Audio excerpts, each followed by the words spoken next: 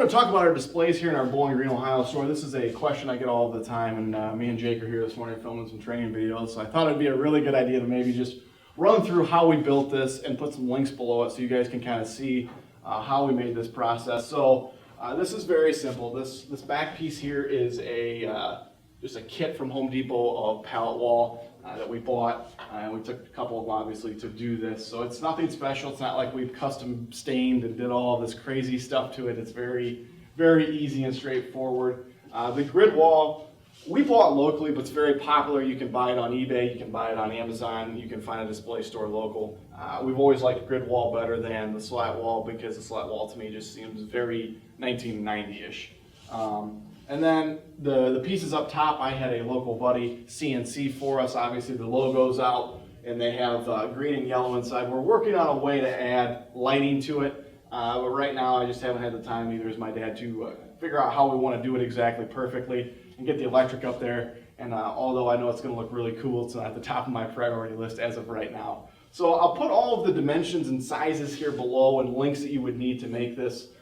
It's very straightforward. What I just wrote an email to work with somebody who's doing it in one of their stores. The couple big things to keep in mind is that we did put what we call a furring strip behind here that I'll talk about. So this is actually raised off the wall about a ½ inch. So we put several pieces of furring down and kind of put it into the studs. Then we put the kit over top of it. It makes it look really good. We raised these off a little bit, I think, as well. The logos, you know, obviously if you know somebody that can CNC, we would give you the design files that you would need in order to do that, or we can just do them for you. I think that I quoted the last person $100 for the pair of them for us to CNC them. Or obviously if you're buying a lot of covered and power stuff, we'll help you out in whatever way, shape, or form we can. So it's really mostly what goes into it at this point. It's pretty easy and straightforward. We have the little risers here, I think are 2-inch or 3-inch risers that come off of it. So I'll have him shoot an angle after I'm done here in a second to show you what I'm talking about back here. But these kind of are what takes the grid wall off of the wall itself, for example. And I would guess that full into this, even with both logos, the furring strips, I keep calling it slat wall, barn siding look, whatever you want to call it, and all in all, I would guess that we're maybe $300 to $400 into this concept, and it's really straightforward and easy. So if anybody has any more questions about this, like I said, I'm going to put a bunch of info and links to the actual materials and design and the sizes that we used in case you'd like to recreate it. But if anybody has any questions, you can always obviously reach out to us. One of the other questions that we get quite a bit here lately after opening our new Bowling Green, Ohio store, aside from the covered and power displays, is our computer, iPhone, iPad displays here, and Jake's going to give you an inside look at everything in here in a minute. Basically what we did was we used the same kit that we did here from Home Depot. We made a frame out of 2x4s. It was really straightforward and easy. We drilled a couple holes in top and bought the little pieces that you put in a desk normally to hide your cords. And then we slapped a big piece of what's called butcher block from Menards on top, and we stained it a walnut color and put a seal on it. Honestly, really all that went into it, aside from a little bit of drawing up of sizes and things, it's really straightforward and easy. The one side he'll show you has a piece that pops off where we put a little finger hole and just kind of pulls the side off so you can easily get underneath and change the power cords out, the security cables and everything like that. I'll also put a link below so you guys can see. I keep saying below, like I'm going to put this on YouTube. I don't exactly know where I'm going to put it. I'll make sure there's links included somewhere. But we have the security displays on there. We've got, I think, 3 different types right now. No, 2. Yeah, we've got, for computers, I should say. So we have the ones that are made for MacBooks that don't have the little lock thingy on the side of it that you can stick in the mechanism that locks inside, like the older MacBook Pros do and the iMacs have. So we've got these ones that have a little bar that slides over top to protect the laptop. We've got the ones that are made for what you normally see inside of a store that they sell for a lock, that it kind of sticks in the side of the computer or the back of an iMac and locks. And then we actually did catalyst displays for our ones on the phones and iPads. We originally thought we were going to put like phones we were going to sell on display. And what we decided was that was probably a really bad idea.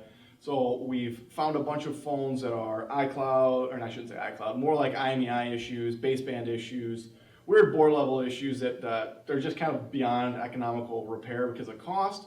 And we've used those to go on display so that they just stay there at all times. And that's what I'd really recommend. And we actually do have a couple options on Elevate's website at this point for the tabletop fixtures for phones. So that's really kind of what goes into our displays here. I made a video a while back on our counters that I can also probably include if anybody's curious of what the point of sales counters look like. But that's kind of what goes into our sale counters here. One of the things I get a lot of questions about, and what we're actually going to start offering on one of the sites here eventually, is signage for the stores. It's very helpful to the consumer. It's very helpful for you for branding. It's very helpful for your profit margins and your sales to have good branding in store. So I kind of wanted to show you guys around our Bowling Green, Ohio store here a little bit and talk about a few of the things that we have on display. One of my favorite ones is going to be our right to repair one here, trying to drive a little bit of attention to the right to repair directly to the consumer. These are all canvas prints that we had made, and we'll be able to offer that as an option so that you can order it as a poster or as a canvas print and get shipped right to you. And that's with any of the things that we're going to talk about today. We talk about our warranty quick, just to remind people that we do have a 1-year warranty on all of our devices, which is something that we'll go into another video about because people are going to have questions about why I have a 1-year warranty on used devices. This is the one that we probably get the most questions about all the time, is the covered and not covered poster. And we came up with this probably like 2 or 3 years ago, and it's actually where the covered name came from for cases. To be honest with you, there's people out there that think that we just randomly came up with that. I know, where we looked at other people's stuff and came up with it, but it actually came from this poster from somebody who did graphic design for me a few years ago. He sat down, we were trying to figure out good signage ideas. He's like, well, what's one of the hardest things that you have in your store to deal with? And I was like, warranty claims on damaged iPhone screens. And he came up with the covered, not covered concept, and that's where actually the covered case stuff came from. So it explains that our malfunctions, separations, lines are covered, cracks, liquid damage, physical damage isn't. So that's one of my favorite signs, and we can put different things on there for people to customize it. We can put your logo, all of that good stuff. Obviously, we've got a TV running with some digital stuff, and we've got more options coming for that here shortly, where you can actually buy the piece of equipment that you need for your store, and we can manage it remotely and put whatever content on there you want. Buyback program, one of the big things that we're really pushing on is trade-in and buyback. So obviously we want to make sure the consumer can see that we do that and offer cash for devices. The Lightning package, which we already talked about earlier, is one of the great ones, and we're actually going to redo this entire wall here very shortly with some pretty insane big branding, because I'm tired of looking at the wall. It feels empty to me.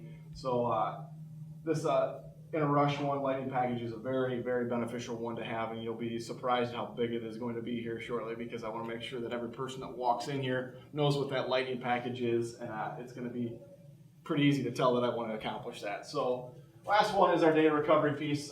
Just talking about that we do some of our advanced level repairs, and making sure that they know that we do have several options for phones, computers, whatever. But all I'm basically trying to get at is, we offer these prints here very soon. We can make stuff for you, and it's just super important that you have all of these things inside your location.